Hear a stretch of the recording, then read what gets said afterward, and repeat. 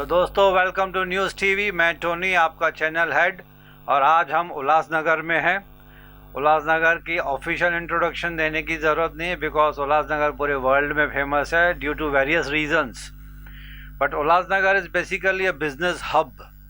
Jeans, night gowns, furniture, खाना पीना, इन सब चीज़ों की वजह से उल्लासनगर बहुत फेमस हुआ है। और अनफॉर्चुनेटली कुछ नेगेटिव बातें भी हुई हैं यहाँ पे जिनकी वजह से उल्लासनगर के नाम जो है पूरे वर्ल्ड में फेमस हो चुका था।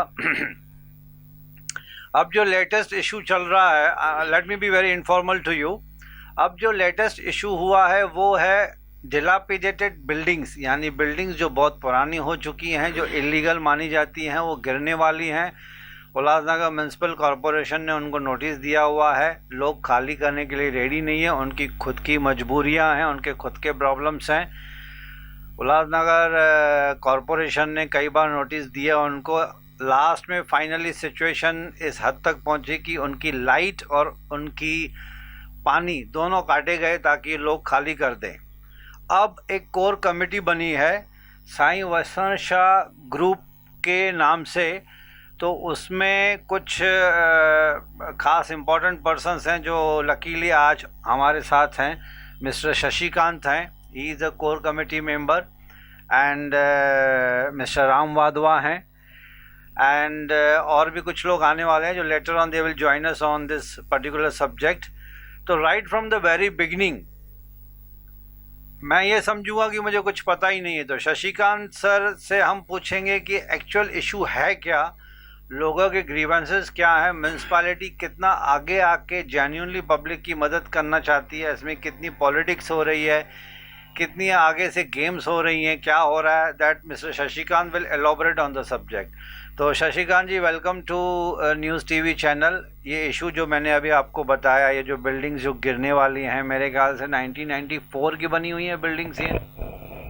जी हाँ, सबसे पहले तो आपका धन्यवाद। आप हमारे उल्लासनगर शहर पधारे, आपने इतना गंभीर विषय राष्ट्रीय अंतर्राष्ट्रीय पर ले जाने के लिए आप उत्सुक हैं, तो इस वजह से आपको थोड़ा सा शुरू में लेके जाना चाहता हूँ 1995 के पहले से भी, क्योंकि वो विषय जानना हमारे लिए काफ़ी ज़रूरी है, आवश्यक है।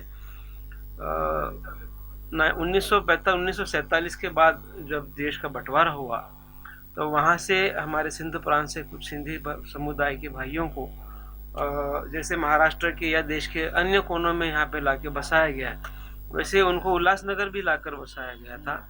और तकरीबन मैं समझता हूँ उस समय 90,000 के करीब सिंधी भाई जो थे वो उल्लासनगर लाकर बसाए गए थे। 1945 से बंद पड़े हुए यहाँ पर जो बैरक्स या जो प्लॉट्स या हॉल्स जो थे, हमारी आर्मी जाने के बाद, ब्रिटिश आर्मी जाने के बाद, सेकेंड वर्ल्ड वॉर ख़त्म होने के बाद हमारी आर्मी जब यहाँ से गई तो 1945 से लेके 2 साल 2.5 साल तक यहाँ पर जो बंद बैरक्स थे या बंद हॉल थे या बंद निर्माण थे, उनमें उनको लाकर यहाँ पे लिटरली फेंक दिया गया था। सांप बिच्छुओं के बीच में यहाँ तक घास थी। रेफ्यूजीज को मैं ये शब्द यूज़ करूँगा कि फेंक दिया गया था। यस, क्योंकि 13.5 स्क्वायर किलोमीटर के इस दायरे में तकरीबन मैं समझता हूँ उस समय 2,500 के करीब बैरक्स हमारे पास में रजिस्टर्ड है, जो लिखा हुआ है। वो बैरक्स मिलिट्री के थे और वो खाली थे। वो वही बैरक्स है जिनको ओटी यानी कि ऑफिशियल ट्रेनिंग सेंटर बोलते हैं। नॉट ओटी का मतलब होता है ऑफिसर्स टेनामेंट्स। अच्छा, ऑफिसर्स टेनामेंट। हाँ, ऑफिसर टेनामेंट्स। और ओटी होता है उसमें कुछ खास ऑफिसर्स रहते थे।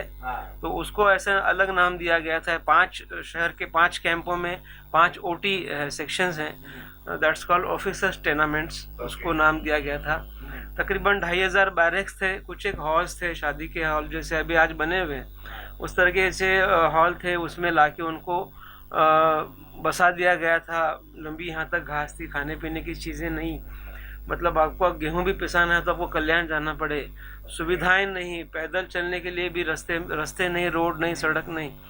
तो यहाँ के लोगों के फिर बाद में मानसिकता ऐसी बनी कि बस हमें हमारा जीवन गुजारा करना है, हमें सिर्फ और सिर्फ पैसे कमाने हैं, क्योंकि हमें अच्छा रहवास मिल सके, अच्छा भोजन मिल सके।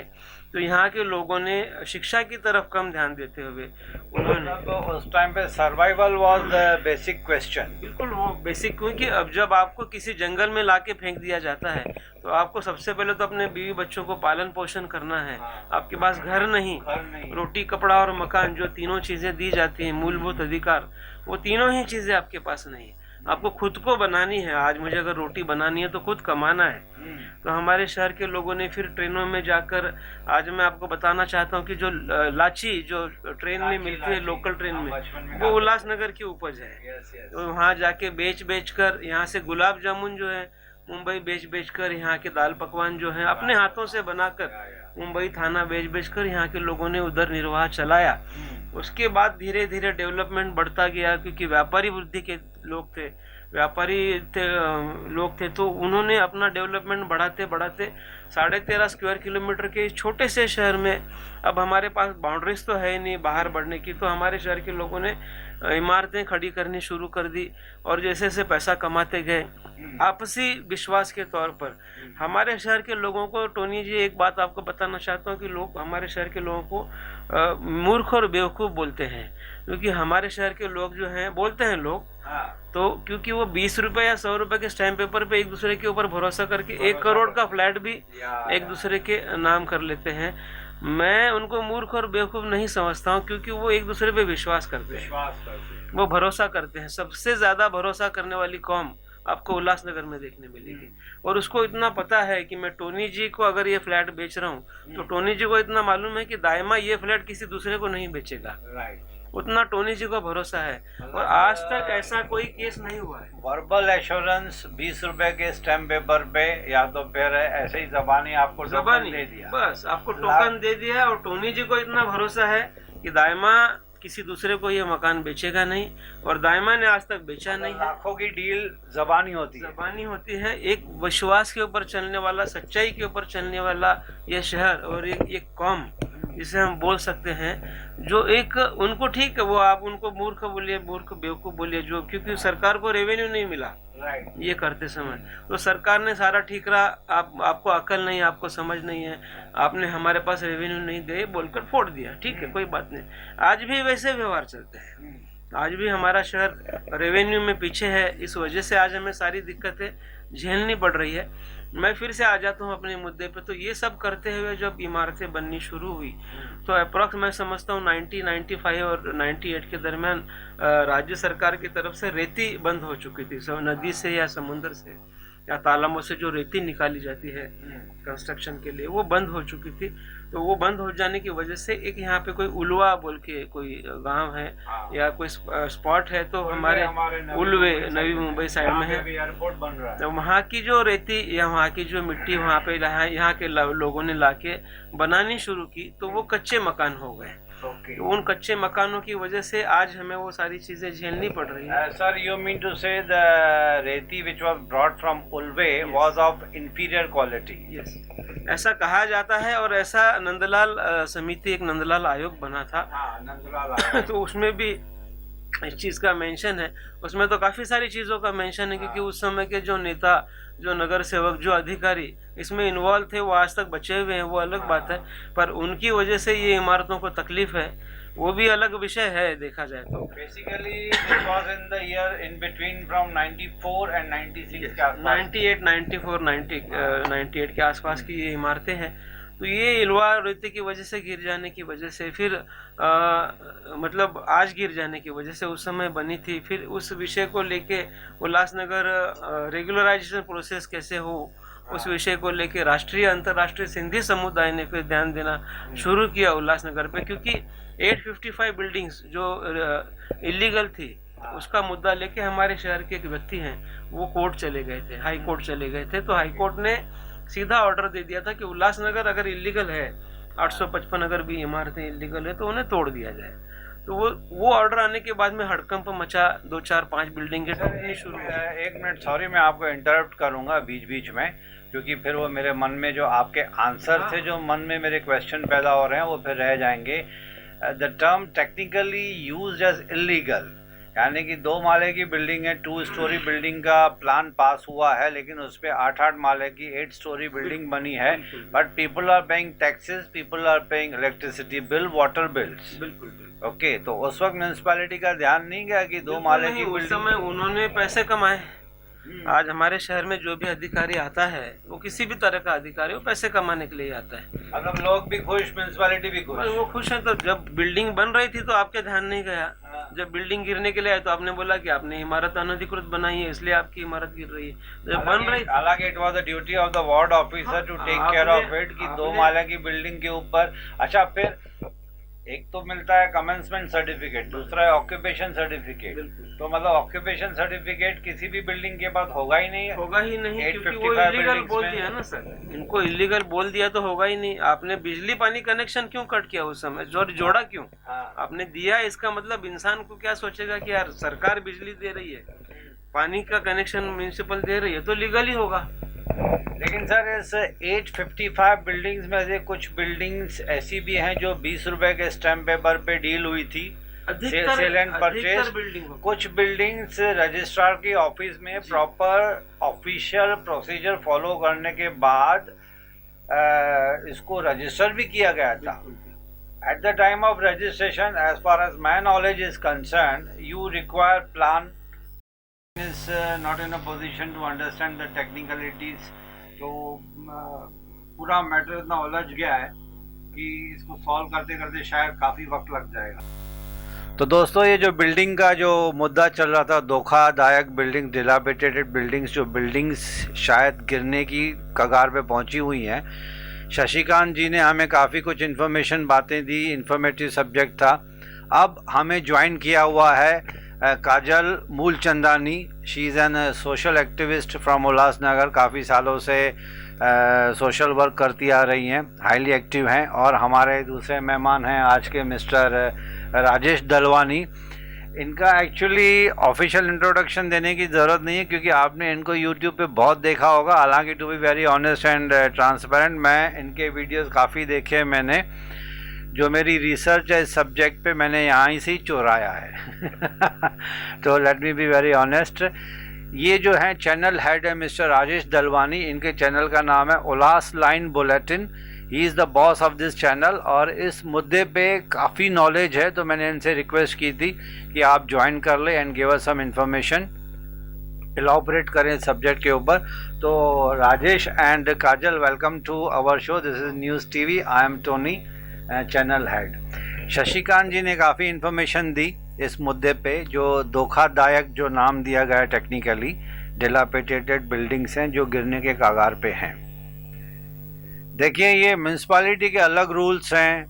कुछ बिल्डर्स ने इलीगल बिल्डिंग्स बनाई काफ़ी साल, 94, 95, 96 में। वो कहा जाता है कि उल्वे या कहीं से कुछ ऐसी रेती मंगाई गई जो इंफीरियर क्वालिटी की थी, जिनसे बिल्डिंग कच्ची बनी।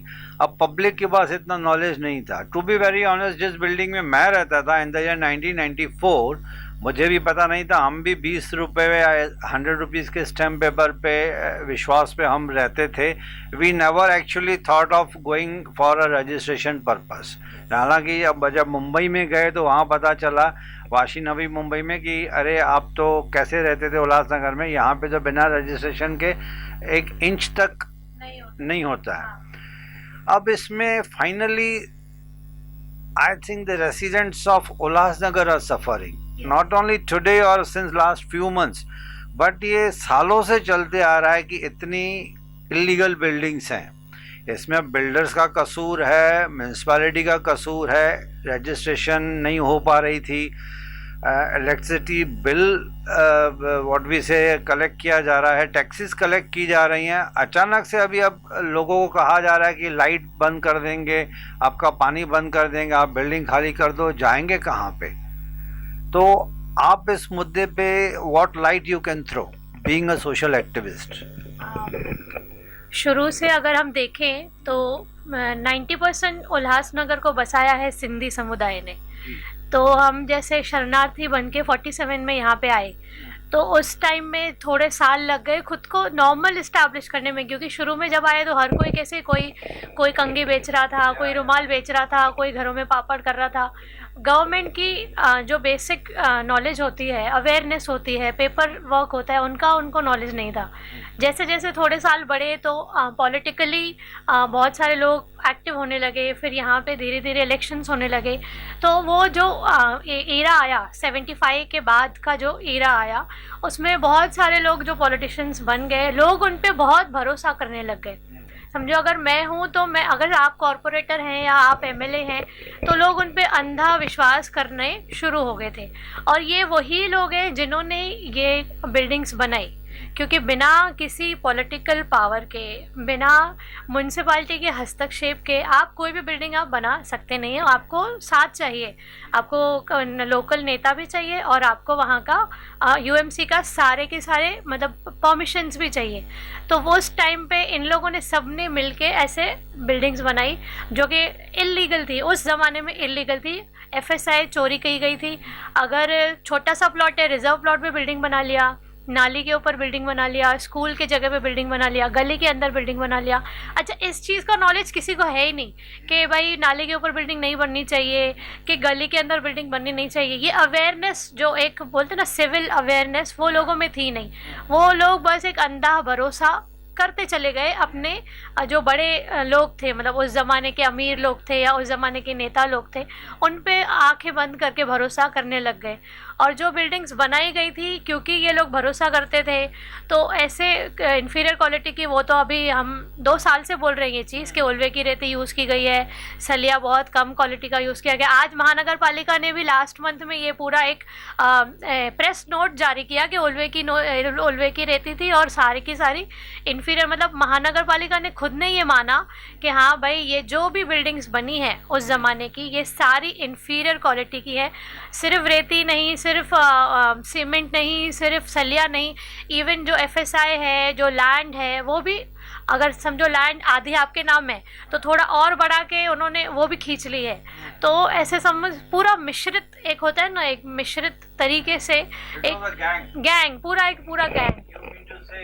You mean to say everybody was in hand in glove? हाँ, इसमें corporation, corporators, politicians, builders, engineers, architects, सबकी मिली भगत थी। एंड फाइनल सफरर जो एक इनोसेंट बायर्स, इनोसेंट बायर्स भरोसा किया। और उस जमाने में जब भी ये लोग आए नए नए रहने को, तो everyone was not aware of education कि हमको बहुत अच्छा पढ़ना चाहिए, हमको लॉ करना चाहिए, हमको सिविल में पढ़ना चाहिए। तो शुरू में इंसान खुद को बनाने के लिए बिजनेस करता है या कुछ मतलब लेबर वर्क से लोगों ने काम शुरू किया, सबने ज़ीरो से शुरू किया। तो जब तक उनको पढ़ाई लिखाई में कुछ समझ में आए, लीगल तरीके समझ में आए, टेक्निकल तरीके समझ में आए, तब तक ये बिल्डिंगें बन चुकी थी। और बिल्डिंगें बनने के बाद उन पे ही भरोसा करके, और पूरा शहर, ऐसे नहीं कि एक आदमी, पूरे शहर 20 रुपए की नोटरी पे, 100 रुपए की नोटरी पे, पूरा शहर, यस पूरा शहर। तो ये लोग कहीं बाहर जाते नहीं थे। और उनको क्या एक होता है ना कि एक पूरा हवा बन जाती है कि ठीक है ना, हमारा फ्लैट तो हो गया काम, कोई प्रॉब्लम नहीं है। अच्छा, ये बैठा है, हमारे सिंधियों में ना एक प्रॉब्लम होती है हमेशा, हाँ ये बैठा है ना, ये हमारा काम कर देगा। तो बाकी सफ़रर भी बहुत है, ऐसे नहीं कि सिर्फ सिंधी समुदाय सफ़रर है, और भी जो लोग रहते हैं वो लोग भी सफ़रर है। बस ये है कि इनकी इनोसेंस की वजह से आज ये लोग ऐसा सब भोग रहे हैं। इनोसेंस कहें या इग्नोरेंस कहें, इग्नोरेंस भी कह सकते हैं, राइट। यस। विश्वास किया। हालांकि उल्लासनगर में एक पॉजिटिव बात ये मैंने देखी है, पॉजिटिव है या नेगेटिव है ये अलग ही डिबेट है, कि विश्वास किया कि जो डीलिंग्स होती है मनी मैटर्स, इसमें पेपर वर्क बहुत कम होता है, करते ही नहीं है, पेपर वर्क ना के बराबर होता है। लाखों की डील्स ऐसे ही वर्बल ही होती हैं, yes. कि भाई जबानी बोल दिया कि अल भाई चलो हमने ये आपको प्लॉट बेचा, ये दुकान बेची, इट्स अ वर्बल। ज्यादा से ज्यादा क्या होगा, एक छोटे से कागज पे चिट्ठी लिखते हैं कि आज भी होता है सेलर परचेसर, बीच में एजेंट। मैं आपको एक बात बोलूंगा, हमारा शहर है ना औद्योगिक शहर है, हम व्यवसायी हैं, तो यहाँ पे जो भी व्यवसाय होता है ना जबान से हो जाता है, जबान से होता है। माना वहाँ पे इतना भरोसा है, तो उसी तरीके का भरोसा हमने भी किया। उस समय पे हमारे बड़ों ने भरोसा कर दिया इस बात पे। काजल जी ने बोला कि हमने शहर को बचाया, वही सिंधी समाज के लोगों ने शहर को बचाया। मैं बोलूँगा हमारे सिंधी समाज ने इस शहर को बनाया है, ये शहर बना उल्लासनगर में। There is no second opinion कि उल्लासनगर के जितने भी सिंधीज हैं they are so hard working. It was genuinely, मैं उल्लासनगर का हूं, इसके लिए I am not a biased. मैं जब बॉम्बे में देखता हूँ with due respect to their workers also, उनमें इतनी चुस्ती पुर्ती नहीं है जो उल्लासनगर के यंग लड़कों में है। आप किसी दुकान में जाओगे, अगर उनके पास कोई प्रोडक्ट अवेलेबल नहीं है तो ना नहीं बोलेगा, मंगा के देगा आपको। आस पास में उनकी इतनी लिंक बनी हुई है, खास तौर पे तो गजानन मार्केट या इलेक्ट्रॉनिक में, they will never say no कि हमारे पास नहीं है। क्योंकि वो सोचते हैं कि हमारे पास जो बायर आया, जो हमारा ग्राहक है, उसको वही रेस्पेक्ट देनी है कि वो वापस नहीं जावे। जो चीज वो सोच के आया है वो लेके ही जाना चाहिए। उल्लासनगर की एक बात अच्छी है दोस्तों, मैं दिल से कह रहा हूँ, from the bottom of my heart, यहाँ की हॉस्पिटैलिटी जो है दैट इज अनमैचेबल, अनबीटेबल। आप दुनिया में कहीं पे भी चले जाओ, लोग इतने रिजर्व्ड हैं। और उल्लासनगर में ऐसा है कि रात को या दोपहर में कभी भी, मतलब बहुत एक, आप हंसोगे शायद इस बात पे कि नेबर्स के दरवाजे खुले रहते हैं। कभी शक्कर ले ली, कभी एक टमाटर ले लिया, कभी अदरक ले ली, कभी धनिया मिर्ची ले लिया। मतलब इतनी अटैचमेंट है आपस में कि दरवाजे खुले रहते हैं। सर वो लेने के बाद हमारे मुंबई में we don't know even the name of the neighbour. मैं ऐसे मुंबई को डाउन नहीं कर रहा हूँ, बट वहाँ का सिस्टम अलग है, वहाँ का रहन सहन कल्चर अलग है। अब मैं भी उस रहन सहन कल्चर में मैं भी घुल मिल गया हूँ, बिकॉज वाशी में, नवी मुंबई में 18 साल से मैं रह रहा हूँ, but born and brought up in Ulhasnagar. तो मैंने वो माहौल देखा है कि हम जब रहते थे यहाँ पे फ्लैट में या बैरक सिस्टम में या ब्लॉक्स में, तो हमारे दरवाजे खुले रहते थे, हम एक दूसरे के घर पे आते जाते थे, मतलब खाना तक भी हम लोग एक दूसरे के घर के यहाँ पे खाते थे। तो वो विश्वास आज भी है। उस विश्वास की वजह से जो धोखा हुआ है, जो इनोसेंट लोग हैं आज वो बेचारे बहुत तकलीफ़ में हैं। तो I would request with folded hands not only to the municipality but to all the politicians कि please come forward। ये काजल एक छोटी सी लड़की है, राजेश हैं, ऐसे कोर कमेटी बनाई है, साईं वसंत शाह दरबार के अंडर में इन्होंने कोर कमेटी बनाई है। इनकी भी अपनी पर्सनल लाइफ है, उनको छोड़ के ये अगर दूसरे लोगों की भलाई कर रहे हैं तो they are not getting any benefit, any financial benefit out of it. But एक ब्रदरली हुड होता है कि नहीं यार, लोग तकलीफ़ में है, सिंस दे आर एजुकेटेड, उनके हाथ में मीडिया का दम है, पावर है, तो ये आगे आके बहुत कुछ करना चाहते हैं। एक सच्चे दिल से न्यूज़ टीवी की तरफ से आप दोनों को सलाम करता हूं मैं कि आप इतना आगे आ रहे हैं। बट दोस्तों, आगे से ऐसी गलती मत कीजिए, विश्वास कीजिए, लेकिन इतना भी नहीं कि सामने वाला आपको धोखा दे जाए। अब कॉरपोरेशन के पास अलग मजबूरियां, अलग unless they get some instruction from राज्य सरकार, महाराष्ट्र गवर्नमेंट से जब तक ऑर्डिनेंस या रेगुलराइजेशन ये सब पास नहीं होगा तब तक people will be final sufferer. और कुछ सवाल पूछने से पहले मैं काजल और राजेश से ये पूछूंगा कि उल्लासनगर में इंफ्रास्ट्रक्चर का बड़ा इशू है। रोड्स जब बड़े हो रहे थे, यहाँ पे वाइडन हो रहे थे, उस टाइम पे भी काफ़ी लोगों ने रिबेल किया था। They all were reluctant. उनकी दुकान है 8 फीट 10 फीट, किसी किसी की तो पूरी दुकान चली गई थी। लेकिन अभी भी वो मेरे ख्याल से सब रोड्स ऐसे ही हैं, कुछ वाइडन तो हुए नहीं है। यहाँ पे मैंने क्या कहा कि सारे लोग, ये पूरा अनप्लान्ड सिटी है।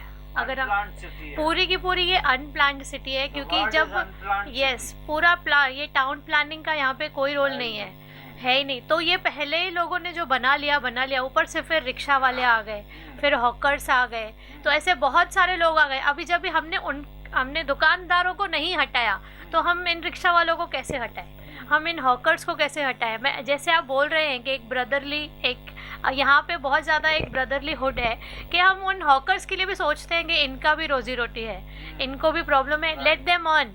और उल्लासनगर एक मतलब कहेंगे ना औद्योगिक शहर है। पूरे अपने थाना से सबसे ज़्यादा सस्ता चीज़ यहाँ मिलता है पूरे वर्ल्ड में। यहाँ पे कैंप नंबर 5 है, पूरा camp number 5 is reserve for jeans manufacturing, और वो आज से पूरा वर्ल्ड में जाता है जीन्स। काजल, सॉरी आपको इंटरप्ट करता हूँ, मैंने पहले भी कैमरा में बोला था, Ulhasnagar is famous not only for furniture. यहाँ का फर्नीचर सस्ता, मजबूत, टिकाऊ, अनबीटेबल है। कहाँ से लोग उल्लासनगर में फर्नीचर खरीदने आते हैं, यहाँ से सप्लाई होता है, एक्सपोर्ट होता है। देन इस जीन्स जो मॉल में आपके मुंबई में जो जीन्स आपको मिलेगी वो आप अनबिलीवेबली आप मतलब विश्वास नहीं करोगे, it's made in Ulhasnagar. All यहाँ पे first copies are made here. First copies, और ऐसा नहीं है कि उल्लासनगर में सिर्फ नकली चीजें बनती है, यहाँ पे मैं बताऊँ यहाँ पे जॉब वर्क होता है। पार्ले जी बिस्किट्स मैंने सुना यहाँ पे बनती थी। कैम्ब्रिज की शर्ट, जब कैम्ब्रिज किसी नाम टॉप पे था तो कैम्ब्रिज की shirt officially they were made stitched in Ulhasnagar. Parle biscuits Ulhasnagar बनते थे ऑफिशियली। हालांकि ठीक है, फर्स्ट कॉपी बनाने में उल्लासनगर के लोग माहिर हैं, बट मैं उसको एक कहूँगा कि कॉपी करना भी यार एक कला है। नो नो, आई मीन ये लोगों में एक मिथ है, एक लोगों की गलतफहमी है। अभी जो लंदन की ब्रांड है, लेवाइस है, पेपे है, वो लोग एक्सपोर्ट थोड़ी ना करते हैं। आपको क्या लगता है कि वो लोग एक्सपोर्ट करते हैं? बिल्कुल नहीं। अगर वो लोग अपनी जीन्स एक्सपोर्ट करेंगे ना तो आप उसको अफोर्ड ही नहीं कर पाएंगे। सारा का सारा मटेरियल यहीं बनता है, कोई चीज़ नहीं बाहर से नहीं आती है। आपको लगता है कि लंदन की जीन्स है, लेवाइस नहीं बनती, भले भले उल्लासनगर में बनेगी या फिर गुजरात में बनेगी, मैन्युफैक्चरिंग यहीं की होती है। लंदन से आपके लिए लगेगी वहाँ, हाँ लेबल लेबल भी भी यहीं बनती है। बाकी आपको लगेगा कि मैंने लंदन का ब्रांड खरीदा है, तो ये एक पूरा का पूरा मिथ है। कोई भी ब्रांड है ना वो यहीं पे ही मैन्युफैक्चरिंग करते हैं। अभी तो जीन्स का शॉप है, मेरा अपना लेबल ब्लू पावर जीन्स करके चलता है। तो मतलब आपने जैसे बोला है फर्स्ट कॉपी, यहाँ पे फर्स्ट कॉपी नहीं, हम मेहनत कश लोग हैं। हम मेहनत करते अपने सूझबूझ के साथ, जिसकी वजह से लोग हमसे भी जुड़ते हैं कि आप मेहनत करते हो। तो हर चीज में उल्लासनगर कहीं किसी बात में भी पीछे नहीं है। नहीं, उल्लासनगर में हार्ड वर्किंग तो बहुत है, ये मैंने देखा है। दैट इज मतलब उल्लासनगर का जो यंग ब्लड है दैट इज अनबीटेबल। मतलब इतना फास्ट दिमाग चलता है यहाँ के लड़कों का। गजानन मार्केट देखिए, इलेक्ट्रॉनिक्स फर्नीचर मार्केट कहीं पे भी देखिए, मतलब और इवन आप स्नैक्स कॉर्नर में कहीं पे जाएंगे फटाफट हाथ चलता है उनका। और मतलब अनइमेजिनेबल कि कोई आदमी मल्टीटास्किंग इतना कैसे करता है वो। कोविड नहीं था तो यहाँ पे पूरी रात दुकानें चलती थी, 2 बजे तक 3 बजे तक स्नैक्स कॉर्नर और सारी खाने पीने की चीज़ें, ये लगभग 2-3 बजे तक चलता है यहाँ पे। यही हम मांग थी महाराष्ट्र से भी कि पूरा का पूरा बॉम्बे को आप 24 आवर्स चालू करें, और जो कि उद्धव ठाकरे ने कोविड से पहले इसको चालू भी किया था, लेकिन कोविड की वजह से ये रद्द किया गया शायद। ड्रीम ऑफ आदित्य ठाकरे हाँ। कि मुंबई की नाइट लाइफ को इम्प्रूव करना है एंड 24 आवर सब कुछ चालू रखना है। हाँ, चालू भी किया था, लेकिन फिर कोविड में कोविड की वजह से काफी बातें अटक गई। तो दोस्तों, ये काफ़ी मुद्दे की बातें चल रही थी। डिलापिटेड बिल्डिंग्स जो कि गिरने वाली हैं। Final sufferer is again I am be telling that final sufferer is the people who are living in those buildings. वहाँ पे खाली करने के लिए नोटिस मिला हुआ है। लेकिन Kajal ji and Rajesh ji, what is the final solution? आपको कुछ सॉल्यूशन नज़र आ रहा है या ऐसे घुमा फिरा के 3-4 महीने ऐसे ही निकल जाएंगे, लोग भटकेंगे, परेशान होंगे, फाइनली फिर धीरे धीरे बात ठंडी हो जाएगी?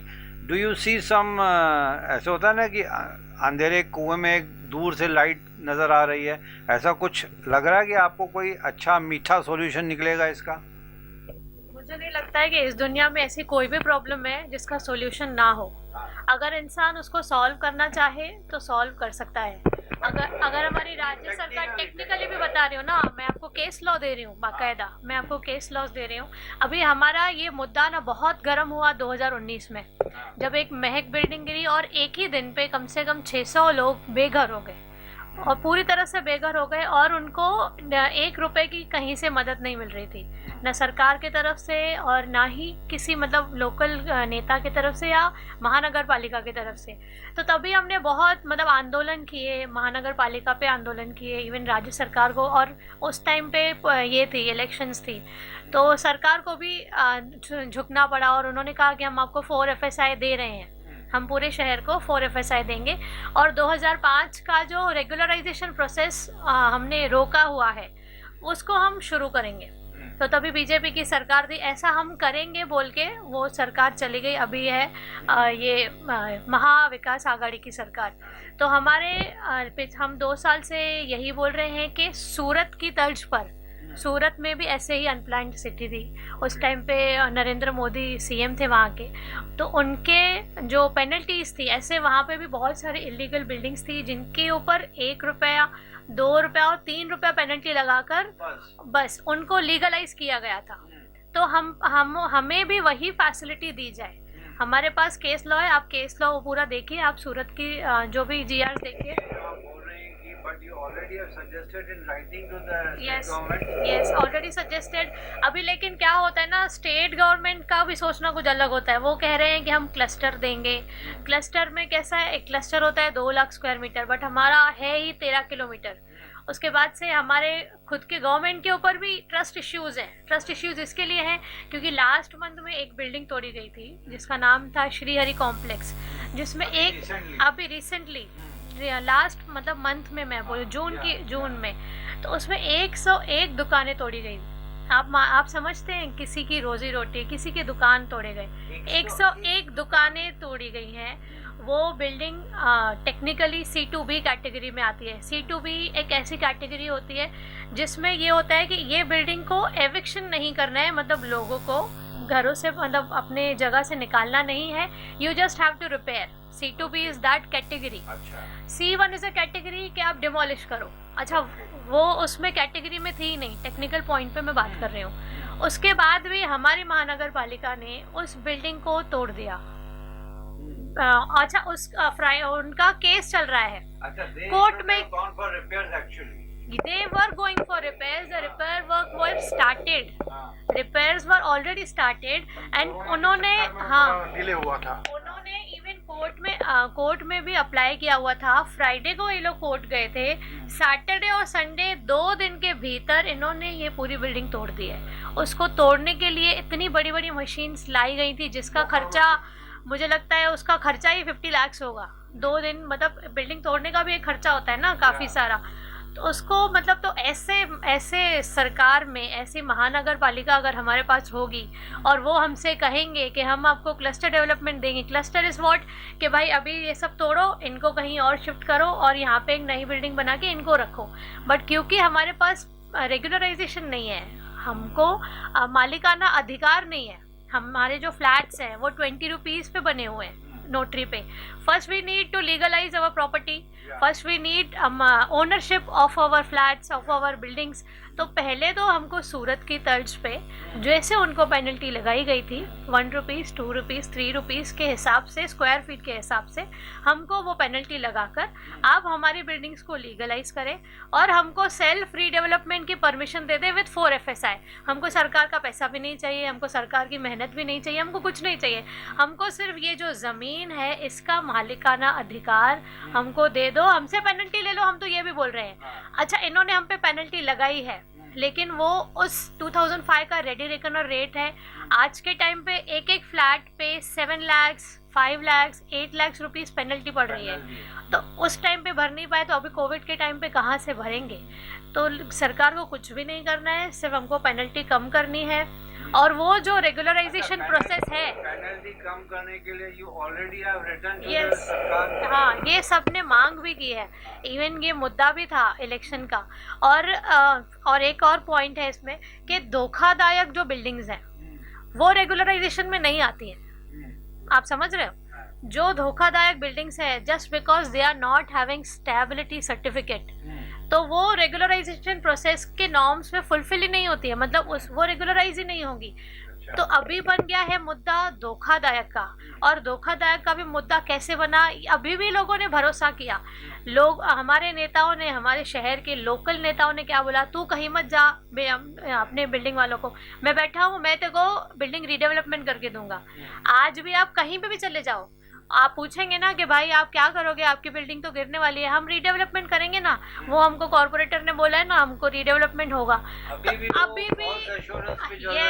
अभी भी ये लोग फॉल्स एश्योरेंस पे चल रहे हैं। इसी वजह से अभी 134 की न्यू लिस्ट रेडी हुई है जो कि तोड़ने वाले हैं। और वो तोड़ने के बाद उनको कोई भी पैसा, 1 रुपए की हेल्प नहीं मिलने वाली है लोगों से। इसके लिए हम लोग एक्टिव हैं बहुत ज्यादा, और हम लोगों को ये समझाते हैं कि आप रिपेयर करें। 134 बिल्डिंग जो आपने बोला लिस्ट इज रेडी, उसकी हाँ। कोई डेडलाइन है तोड़ने के लिए? ये डेडलाइन नहीं है, 116 बिल्डिंगों की लिस्ट है हमारे पास अभी भी है। अभी हमने जब ये एक और हमने आंदोलन किया था पिछले हफ्ते, हमने महानगर पालिका के सामने ही आंदोलन किया था कि हमको हमारे जो डिमांड्स थे वो सारे। सॉरी मैं आपको बीच में इंटरप्ट कर रहा हूँ, एक मेरे मन में सवाल पैदा हो रहा है काजल जी। जो 116 बिल्डिंग तोड़ने जा रहे हैं, यू मीन टू से उसमें कुछ तो रजिस्टर्ड फ्लैट्स होंगे, हाँ राइट? हाँ अब रजिस्टर्ड फ्लैट्स को भी वो तोड़ेंगे, हाँ। क्योंकि बिल्डिंग में for example only 20% flats are registered, 80% are unregistered, Yes. They are on 20 rupees के स्टैम्प पेपर के, 100 रुपए के स्टैम्प पेपर पे। Yes. ओके, अब जमीन पे मालिकाना हक जो बोल रहे हैं वो अभी भी बिल्डर का है। जो जिसके नाम पे वो लैंड है, यहाँ पे हुआ क्या है, समझो लैंड एक के नाम पे है, बिल्डिंग दूसरे ने बनाई है। समझो लैंड मेरे नाम पे है और आपने कहा कि चलो बिल्डिंग बनाता हूँ। डेवलपर दूसरा है। Developer is different, land owner is different, और एक एक लैंड की ओनरशिप सीडी सन्नत पे 2-2, 3-3 नाम है। अब ऐसी हमारी तो technically it's very complicated. It's very complicated, तभी तो हम मांग रहे हैं कि उनका तो उन्होंने बेच के चले गए, 25 साल 30 साल हो गए। जब रेंट पे आप देते हैं, ये एक लॉ है कि 25 साल अगर आप कहीं पे रेंट पे रह गए तो वो जगह आपकी हो जाती है, राइट? तो हमको भी वही दे दो। हमको 25 से 30 साल हो चुके हैं ना, हमको एक क्लियर तरीके से मालिकाना हक हमको दे दो, irrespective of cooperative housing society, because we are not having stability certificate. अच्छा, 1 minute. One more point has required to be clarified. Technically, let me understand the situation. It's too complicated actually. एक building को for example अगर तोड़ते हैं, building A, right, उसमें registered या unregistered flats हैं नहीं है, that is immaterial to us now. अब वो बिल्डिंग को जब तोड़ेंगे तो वो बेघर हो जाएंगे। उसके बाद जो न्यू बिल्डिंग बनेगी that will be as per the FSI 4। No, FSI 4 लागू ही नहीं की है ना, तभी तो बिल्डर लोग रुके हुए हैं, नहीं तो अभी तक तो बिल्डिंग्स बन जाती। FSI 4 अभी तक फॉर एग्जाम्पल उसका खर्चा कौन करेगा? बिल्डिंग को बनाने का खर्चा कौन करेगा? द न्यू डेवलपर जो होगा। अभी ये जो खाली हो गई लैंड, ठीक है, पूरी तरह से लैंड खाली हो गई, उनके अधिकार 0 हो गए, तो लैंड तो ओनर के पास चली गई, तो अब नए तरीके से सब होगा। अगर ओनर मिला ही नहीं तो कुछ ओनर मर गए होंगे, कुछ शिफ्ट किए होंगे, तो वो तो उनके है ना, एक्चुअल सन्नत नहीं होगी। हाँ, किसी के होंगे ना, वो बच्चे लेकिन होंगे। यहाँ पे ऐसी हो रही है कि अब जो इन इमारतों में लोग रह रहे हैं, तो जो उनके पास उनकी टैक्स पावतीज है वही उनका मालिकाना हक हो, ऐसी मांगे हो रही है कि जो ये मानेंगे? अब हम तैयारी कर रहे हैं कि वही वैसा ही होना चाहिए, तब इनको जाके इनकी अधिकार मिलेंगे। सूरत का केस लॉ है ना हमारे पास, एक जगह पे आपने जो कानून पास किया वही हमारे लिए कर दीजिए, हम कुछ नया तो मांग नहीं रहे हैं आपसे, हमारा तो बस यही एक ऑलरेडी कानून पास किया हुआ है। हम कोर्ट में भी जाते हैं तो केस लॉ लेके जाते हैं कि देखो भाई ये केस लॉ है, इसके हिसाब से लेके जा रहे हैं। अनफॉर्चुनेटली सूरज में बीजेपी सरकार, यहाँ पे बीजेपी बैठी है अपोजिशन में। वो देखिए, अभी वो हम पॉलिटिकली जाना ही नहीं चाहते हैं। Political issue, it has already become a political issue, क्योंकि इसमें कॉम्प्लिकेशन इतनी एक्चुअली देखा जाए कि जब बड़े बड़े दिमाग वाले लोग बैठेंगे ना, जो महाराष्ट्र गवर्नमेंट में, हाँ, वो they get confused। म्यूनिसिपैलिटी पे, कि मालिकाना हक किसका होगा, सिटी किसके नाम की है, डेवलपर दूसरा कुछ है, कोलैबोरेशन बहुत 25 साल 30 साल पहले किसकी कोलैबोरेशन थी, the person must have died, उसका बेटा, फिर उसका बेटे के नए नए नखरे होंगे, फिर उनको ट्रेस आउट करो, सिग्नेचर्स, ऑक्यूपेशन सर्टिफिकेट है तो कमेंसमेंट सर्टिफिकेट है तो कंप्लीशन सर्टिफिकेट नहीं है, junctions are in big trouble. इसके लिए ही मैं 2 साल से इसके ऊपर काम कर रही हूँ। देयर वर 800 धोखादायक बिल्डिंग्स। हमने सबको समझा के, सबको प्रेशराइज करके उनसे सब रिपेयर कराई है। मैंने बोला आप इस घर से अगर आप बाहर निकलेंगे ना तो आपको 1 रुपया मिलने वाला नहीं है। तो काफी लोग वो ये बात समझ के अपनी बिल्डिंग्स को रिपेयर करा रहे हैं, जितना रह चुके और रहो, इसको रिपेयर करके रहो, बेटर है। आप चले जाओ। लेकिन अभी ये मुद्दा कैसे 100 बिल्डिंगों का मुद्दा हो चुका है और इलेक्शंस आ चुकी हैं, तो हर नेता इसकी क्रेडिट लेने के लिए आगे आ ही रहा है। तो हम चाहते हैं कि ये पूरे शहर के लिए एक अच्छा अपॉर्चुनिटी है उल्टा, क्योंकि अभी इलेक्शंस हैं 2022 में, इलेक्शन से तो इसका फायदा हो जाना चाहिए। हमको कुछ भी नहीं दो, हमको अभी बीजेपी भी मांग कर रही है कि उल्लासनगर रीडेवलपमेंट ट्रस्ट जिसमें 1000 करोड़ की फंडिंग होगी, हमको कुछ भी नहीं चाहिए, हमको हमारा मालिकाना अधिकार दे दो, हम खुद ही बिल्डिंग बनाएंगे, बिल्डिंग वाले खुद ही बनाएंगे। People are ready to invest on their own. Yes, people are ready to for self redevelopment. कि सिर्फ जमीन में मालिकाना हक दे दो, यस, इस बिल्डिंग को तोड़ेंगे हम और- खुद ही बनाएंगे और खुद ही बनाएंगे, अपना खुद कंट्रीब्यूशन करेंगे। They are willing to do this. They are willing to do this because मेरे Almost संपर्क में everybody. इतने लोग हैं जिनके घर जा चुके हैं। अच्छा, उनको पहले मैं समझाती थी कि आप लोग इसको रिपेयर करके रहो, तभी समझते नहीं थे।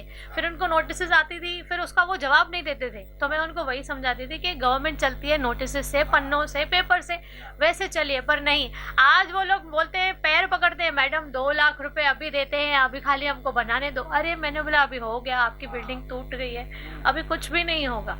तो people are realising slowly and steadily, but ये जो रीडेवलपमेंट का भूत हमारे नेताओं ने इनके सर पे डाला हुआ है, अभी भी वो हावी है। तो अगर रीडेवलपमेंट करना ही है तो हमको गवर्नमेंट नहीं चाहिए, क्योंकि हमको गवर्नमेंट पे भरोसा भी नहीं है। हम खुद ही करेंगे ना, हमारे पास पैसे हम खुद ही करेंगे। मेरा मतलब ये मुद्दा है अभी। Last and before we conclude this subject, I think we have almost cleared, clarified, discussed all the major issues. कुछ ऐसे मीठा सा सॉल्यूशन आपको लगता है कि नियर फ्यूचर में आ सकता है? गवर्नमेंट, हाँ, उम्मीद है आना जरूर चाहिए। यहाँ पे ऐसा भी है कि जैसे मैंने आपको बोला कि हमारी सन्नति, हमारा मालिकाना हक होना चाहिए।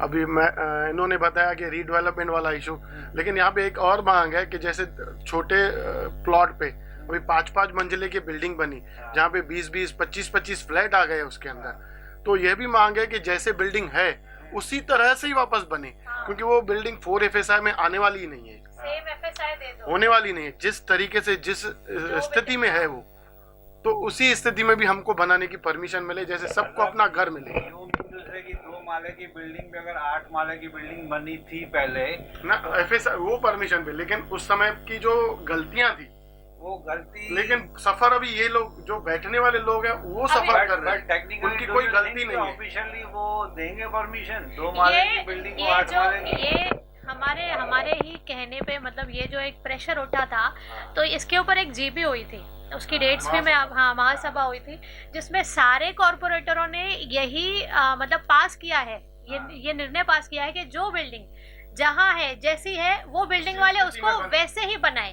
तो पूरे इसके ऊपर सबके साइन्स हैं, लक्षवेदी, हाँ, इसके ऊपर सारे कॉरपोरेटर्स के साइन है। लेकिन कमिश्नर को गया वो प्रस्ताव कमिश्नर ने ऊपर नहीं भेजा, इसको अशासकीय प्रस्ताव बोल के साइड में रख दिया, जो कि हम उसके लिए ही मांग कर रहे हैं कि इसी प्रस्ताव को आप सरकार तक भेज दीजिए। कमिश्नर ने इसको इनवैलिड माना। हाँ, कमिश्नर ने बोला कि अशासकीय है, तो अभी अशासकीय मतलब यही कि ये, हाँ, लीगल फॉर्म्स में नहीं बैठ रहा है, तो हमने कहा कि आप भेजिए। Not with in the official guideline. Yes, ऐसा है। लेकिन मतलब क्या हमारे कॉर्पोरेटर्स बेवकूफ हैं? 78 + 5 कॉर्पोरेटर्स बेवकूफ हैं क्या? काजल जी, राजेश जी, आपको सभी कॉर्पोरेटर्स का सपोर्ट है इसके ऊपर? इस पे साइन है, सारे लोगों के है, मतलब साइन, ऑफिशियल सिग्नेचर है, supporting it irrespective of various political party, yes, yes, NCP, BJP, Congress, All have RPI, they all have signed. Yes, मतलब यूनानिमसली उनका कंसेंसस इसके ऊपर है। हाँ, They are शहर supporting। उजड़ने से बचे। हाँ। वो इसलिए क्योंकि हर एरिया का कॉर्पोरेटर चाहेगा कि involved है, हाँ, उसकी जो कॉन्स्टिट्यूएंसी में हाँ। लोग हैं, उसके वार्ड के जो लोग हैं वो बचे नहीं, तो गालियां तो वही खाएगा। खा ही रहे हैं, अभी भी खा ही रहे हैं, क्योंकि अभी भी बहुत लोग तो बेघर हो ही रहे हैं। मैंने बताया ना आपको, 116 की लिस्ट है, अभी 116, हर वार्ड की 2-3 बिल्डिंग तो होगी ही, तो ये लोग जाएंगे कहाँ? अच्छा, ये जो इनको अमंत्रा में घर दे रहे हैं 160 फुट का, ये उनको दे रहे हैं जिनकी बिल्डिंग खुद गिर रही है, जिनकी बिल्डिंग महानगर पालिका तोड़ेगी उनको नहीं दे रहे हैं, तो वो कहाँ जाएंगे? ये इसका मतलब और कंट्रोवर्सी हो ये कॉम्प्लिकेशंस हैं यहाँ पे। ये पूरे एक दूसरे को सिर्फ घुमाने का तरीका है। इलेक्शन में ये लोग इस मुद्दे को उठाएंगे और जीतेंगे, और बाद में भी काम नहीं करेंगे। ये काम करेगी हमारी राज्य सरकार ही। तो राज्य सरकार से ही हमारा बोलना है कि आप ही को देखना चाहिए, आप ही को आगे हस्तक्षेप करना चाहिए। कोई ऐसी कोई कमेटी है जो डायरेक्टली राज्य सरकार से टच में है? अभी हम कोशिश कर रहे हैं रेवेन्यू मिनिस्टर से मिलने की, उनसे बात करने की। Let's see. ये साईं बसवंत शाह हाँ। कमेटी वाले जो हाँ। आप और मिस्टर राम वाधवा, हाँ। अच्छा वही लोग मिलके अर्बन डेवलपमेंट मिनिस्टर से मिलने के चक्कर में आप लोग already they are talking on it. Already they are talking about cluster development. अभी इसमें भी कंपटीशन है कि इसको पास कौन करेगा। कि शिवसेना करेगी तो शिवसेना क्रेडिट लेगी, कांग्रेस करेगी तो कांग्रेस क्रेडिट लेगी, एनसीपी करेगी। तो यहाँ पे हम अटक रहे हैं अभी भी। The main fact is that यहाँ पे कोई महाराष्ट्र का मिनिस्टर आया था अभी रिसेंटली, रविंद्र चौहान आए थे। जितेंद्र अवार्ड आए थे हाँ। अभी 2-3 दिन पहले मिस्टर जितेंद्र अवार्ड आए थे। इसके उन्होंने पहले तो स्टेटमेंट दिया ना कि हमारे पास पैसा ही नहीं है, अब हमसे मांगो ही मत। उसके ऊपर तो बहुत सारे वीडियोस आपने, राजेश ने भी बनाया। तो हम तो मांग ही नहीं रहे ना। हम बोल रहे हैं हमको ये जमीन दे दो। वैसे भी ये जमीन तो मतलब जिसकी थी उसने तो पैसे कमा लिए उस जमाने में, तो हमको ये जमीन दे दो, हम खुद ही बनाएंगे। वेरी सिंपल है ये। You mean to say कि people are not asking for the money, they are asking only for the permission to rebuild. Legal permission. हमारे शहर के कुछ नेताओं ने इस तरह की मांग की थी कि हमारे शहर को उजड़ने से बचाने के लिए 1000 करोड़ रुपए का फंडिंग होनी, 100 करोड़ की फंडिंग होनी चाहिए, बीजेपी की तरफ से बोला गया था। तो उन्होंने इस बात को लेकर वक्तव्य दे दिया था कि आप सरकार से उम्मीद मत रखो क्योंकि सरकार की तिजोरी खाली है, हम खुद ही लोन देके पगाड़ी चला रहे हैं। अलग अलग मांगे कर रहे हैं ना। कोई 100 करोड़ मांग रहा है, कोई 1000 करोड़ मांग रहा है, कोई क्लस्टर मांग रहा है। लेकिन हम लोग बोल रहे हैं कि हमको कुछ भी मत दो, हमको सिर्फ जो है जहाँ है हमको उजाड़ो मत हमारे घर, हमको इसी घर को रीडेवलपमेंट करने की परमिशन दे दो और आपसे कुछ नहीं चाहिए। हाँ, जो FSI यूज की है जिस स्थिति में वैसे बना, सूरत की तर्ज पर ही कि जैसे सूरत में सबको लीगलाइज किया गया और हमको एक रीडेवलपमेंट परमिशन दे दो। बाकी हमको ना आपके पैसे चाहिए, ना आप आए यहाँ पे मेहनत करें, हमको कुछ भी नहीं चाहिए। तो यही महाराष्ट्र सरकार से, CM से और पालक मंत्री से, रेवेन्यू मिनिस्टर से हमारी यही रिक्वेस्ट है और यही अपील है। यहाँ पे होता क्या है ना, हम जैसे महाराष्ट्र सरकार से मिलने की बात आपने कही, यहाँ किसी मंत्री वगैरह थे।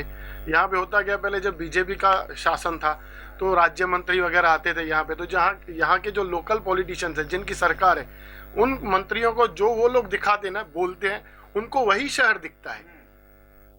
अभी जैसे शिवसेना है तो, लेकिन वो यहाँ पे नहीं। उसके बाद जब कारपोरेशन की तरफ से उनको जो पेपर वगैरह देके जाते तो उनको लगता है यही शहर है, लेकिन उनको मालूम ही नहीं कि इससे इतने लोग सफर करने वाले हैं। हालांकि ये हमारी जो कोशिश है वही कोशिश है कि हम जो परिस्थिति है शहर की वैसे ही है जैसे हम रिफ्यूज होके पहले आए थे, हम फिर से होने वाले लगता है, सेम हो चुका है, सेम होने वाले हैं। एक्चुअली मैंने भी MLA इलेक्शंस लड़े थे 2019 में, इसी वजह से लड़े थे क्योंकि जब ये बिल्डिंग्स गिरी तो हम सब जगह गए, हमने सब जगह हाथ जोड़े हैं कि प्लीज़ लोगों के घर गिर रहे हैं मदद कर दो, लोगों के घर गिर रहे हैं मदद कर दो। हर नेता के पास गए, लोकल लेवल के हर नेता के पास गए और किसी ने काम नहीं किया। जब मंत्रालय, मैं खास नितिन करीर जी से भी मिलने गई थी, UT मिनिस्टर से, और उनके जो PA हैं वो लोग तो बोल रहे थे आपका उल्लासनगर तो मतलब हमारे पास तो कुछ आता ही नहीं है, ना कोई फाइल आती है, ना कोई प्रस्ताव आता है, तो हम काम कैसे करें। आप हमारे ऊपर कोई इल्ज़ाम लगाइए ही मत।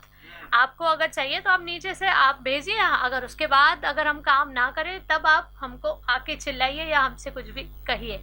तो इवन दे वर टॉकिंग कि we are helpful and we will help you, come through the proper channel, proper official प्रस्ताव आप हमें भेजें, हम काम करने के लिए रेडी हैं।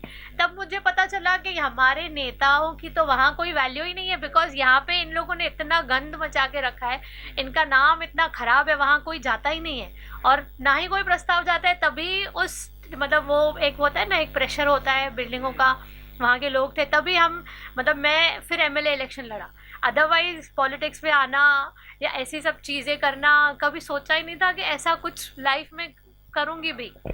अच्छा, तो चलिए दोस्तों, ये सच्चे दिल से मैं काजल को, राजेश को, मिस्टर राम वाधवा, मिस्टर शशिकांत और ऐसे बहुत सारे लोग हैं इनके साथ जुड़े हुए हैं। सच्चे दिल से मैं इनको न्यूज़ टीवी की तरफ से एक सैल्यूट करता हूं कि इसमें ना इनका कुछ बेनिफिट है, हालांकि अपना इतना कीमती वक्त, दिमाग, एनर्जी, सब कुछ, इनके घर पे भी अपने पर्सनल प्रॉब्लम्स होते हैं हर इंसान के, कभी किसी को फिनेंशियल प्रॉब्लम, कभी किसी को, और उसके ऊपर ये कोविड, इस कोविड के बावजूद भी ये अपना समय इस टाइम निकाल के पब्लिक की सेवा में लगे हुए हैं। तो इन ऐसे लोगों को सच्चे दिल से न्यूज़ टीवी सैल्यूट करता है। मैं एज अ टोनी पर्सन इनको सैल्यूट करता हूँ सच्चे दिल से कि आप अपना काम करते रहिए।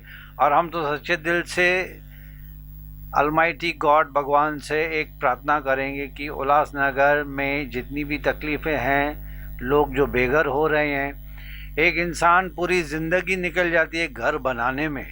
कभी आप लोन लेके देखिए, उसकी ईएमआई भरते भरते ज़िंदगी गुजर जाती है। उसके बाद बच्चों को पढ़ाई करना, बड़ा करना, उनकी शादियों का टेंशन, मतलब टेंशन से ही ज़िंदगी गुजरती है। बीच बीच में हंसी और खुशी के छोटे मोटे पल आते हैं, लेकिन घर जब चला जाए, आंखों के सामने बिल्डिंग को तोड़ा जाए, घर से निकाला जाए, तो उस इंसान की मेंटल स्टेटस क्या होगी। This should be taken into consideration not only by the municipal authorities but also by the government of Maharashtra. और इस टाइम पे सब politicians से with folded hands, I repeat, all political parties and leaders से with folded hands एक ही request है कि भाई यूनानिमसली आप मिल जाइए और ये जो प्रॉब्लम है, ये जो इतनी सारी कॉम्प्लिकेशंस है, इसको रिजॉल्व करने के लिए एक कॉमन आदमी, एक इंसान की ताकत नहीं है। आपको ही आगे आना पड़ेगा और आपको इस प्रॉब्लम को सॉल्व करना पड़ेगा, क्योंकि इन सब की आशाएं आप लोगों के ऊपर है। क्यों ये बेचारी लड़की या ये राजेश अपना बिजनेस, अपना घर बार छोड़ के म्यूनसिपालिटी के चक्कर काटे या महाराष्ट्र गवर्नमेंट के चक्कर काटे। आपकी भी कुछ बेसिक ड्यूटीज़ बनती हैं। आप लोगों ने भी एक ओथ, एक कसम खाई है अपने लोगों की रक्षा करने के लिए।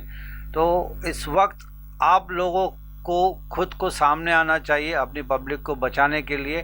पब्लिक की आशाएं, पब्लिक की नज़रें आपके ऊपर है और आप कोशिश करेंगे, ये हमारी आशा है। And from news TV channel I pay my sincere thanks to Kajal and to Rajesh and to Shashikant and mister Ram Wadhwa. Thanks a lot for being with us today. And इतनी अच्छी तरह से समझाने के बाद ही अब दिमाग में बात बैठ गई कि एक्चुअल पोजीशन क्या है। नहीं तो मैं राजेश की वीडियोस देखता था, गूगल सर्च करता था, थोड़ी बहुत इन्फॉर्मेशन, आधी अधूरी इन्फॉर्मेशन भी इज़ वेरी डेंजरस। बट अब इन्होंने क्लैरिफाई किया, इतने सारे डिटेल्स, टेक्निकल पॉइंट्स इन्होंने क्लैरिफाई किए। तो I am really thankful to both of you and to the entire team of Sai Vasant Shah, जो कोर कमेटी है। ये लड़ाई तो आपको अभी आगे और चलेगी, तो आवर बेस्ट विशेस टू। इतना जल्दी तो आसान मतलब तरीका नहीं है इसको रिजॉल्व करने के लिए। देखिए एटीट्यूड होना चाहिए। अब लकीली इलेक्शन, नियत होनी चाहिए। नियत है तो फिर जब मांझी एक अकेला आदमी 22 साल पहाड़ तोड़ सकता है, एक रास्ता निकाल सकता है, तो all we get inspiration from him only. और ऐसे हमारे बहुत सारे बड़े बड़े लीडर्स हैं जिन्होंने इंडिया को जब आज़ाद करा था, it was not an easy task. चलिए, let us hope for the best and our best wishes are with the people of Ulhasnagar and the people like this gentleman and this lady जो अपना घर बार छोड़ के इस सोशल फाइट में लगी हुई हैं। Thanks for being with us. Thank you so much.